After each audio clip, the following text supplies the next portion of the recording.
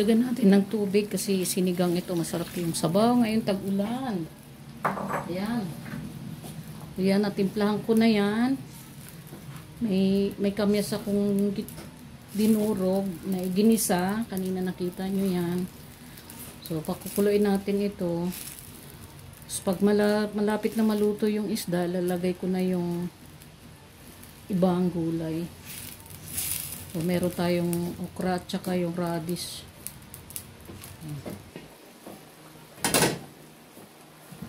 Lagay na natin itong radish tsaka okra. Pasensya na sa ingay ha, kasi yung apo ko umiiyak. So magpakarga, alam mo na mga babies. Meron akong natirang sinigang mix, sinigang sa gabi. Ayan, lalagay ko na rin. Maasim na rin to kasi meron kamyas tsaka kamatis. So, hindi na kailangan ng maraming paasim. Tikman ko muna. Oh, bango oh. Bango ng salmon.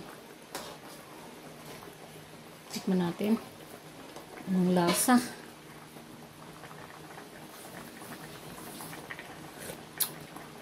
Wow, super awesome. Ngayon, sabay ko nang ilagay yung ating mustasa. Ayan. Ayan. Masarap yung maasim-asim na sabaw ngayon kasi tag-ulan. Uso ang ubo at sipon. Ayan. Ayan, palutuin natin yung gulay. Tapos, pwede na. Ayan, check na natin. Wow. Sarap. Ito yung ulo, oh. Yung ulo ng salmon, oh. Ayan.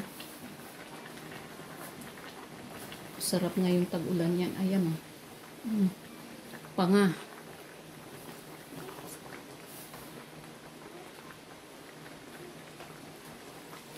Ayan.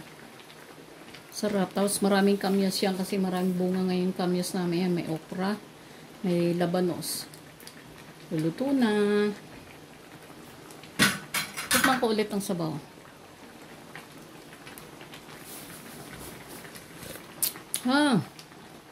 Super asim. Sarap. Ay, Diyos ko, ang sarap. Okay, luto na yan.